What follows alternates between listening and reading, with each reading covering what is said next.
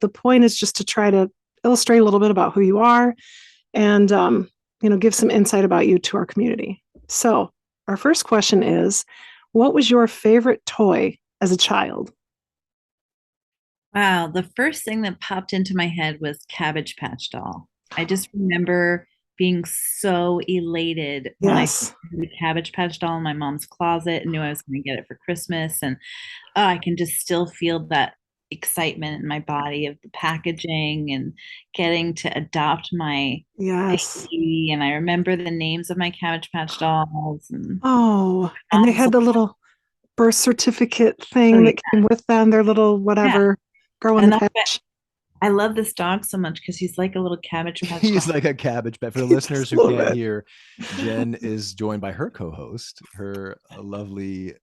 What breed is your dog? So this is Tuffy, the Tuffy. sweetest Thank you. dog in the world. And Tuffy. he is a Bichapoo, a Bichon Frise poodle mix. And he Oh, came wow. from an Amish farm in Maryland. Oh my god. Oh, it's beautiful. He looks like that dog from Fraggle Rock. Do you guys remember Fraggle Rock? Yes. Down the Wow. Fraggle Rock. We are really back Da, to the da, da, 80s da, today. da, Wow. da. Yeah, it's gonna be an 80s show. All about like this is like why we became therapists because of basically mental That's a therapy fact. is It's- because we came out of the 80s oh, no. Oh, gosh. where we were really detached from reality, but we were really dreaming big, you know? So that was good. Our second question from the Discord community is what is your star sign? This is your zodiac sign or your astrology. Seeing as I love astrology, I will share my star sign, which is Gemini, as well as my moon sign, which is Cancer, and my rising sign, which is Aquarius. Wow, that's so That's cool. great. Oh, I love it. I So love all you three. isn't that awesome, Beth? Like you are the Yeah. first guest to actually embrace this question with such enthusiasm to give us Yeah. actual other placements of their chart. So thanks for that. What's your experience being a Gemini? Because a lot of people say it's like hot or cold or two sides. I have more than one side of me. I'm multiple aspects, right? And I can be very fluid in those aspects. So I can kind of organize around the people or the energy I'm with or encountering, right? So that flexibility, it's also that mental acuity to be able to have a conversation and to flow. Yeah. The headline of Gemini, right? Like it's the ruler of communication, right? So you're and communication enthralls you, thrills you, also on the dark side confuses and distorts you, right? If things aren't communicated properly, or if It's you feel like true. you're misunderstood or don't understand. Moving on with some more questions. If you had to describe something that is your personal superpower, what would that be? I would say that my superpower is I see people. I really see their souls. I I think Cool. I've been working on cultivating that capacity for a long time because most of us have to walk through life very defended and protected because it's not safe to be open and vulnerable and to be ourselves. We don't get to receive love for being ourselves. We usually get a lot of hate. We get a lot of projection. We get a lot of rejection.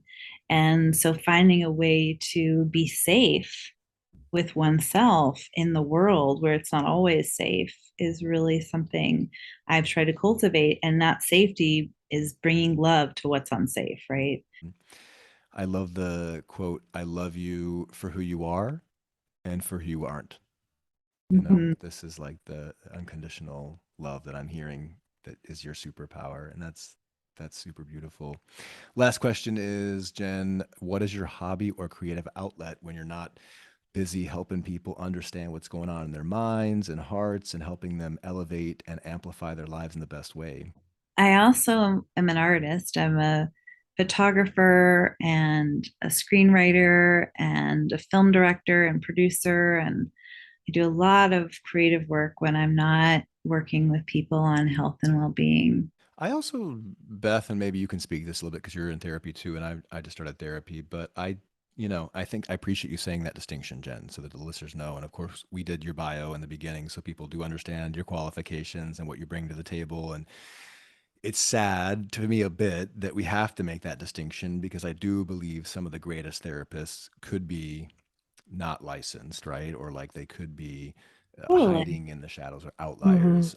Trained in another modality or And something. I yeah, know and you are specifically that. yeah, Yeah. I specifically am probably one of the only people that consciously chose not to become a therapist. I grew up in a big family of therapists.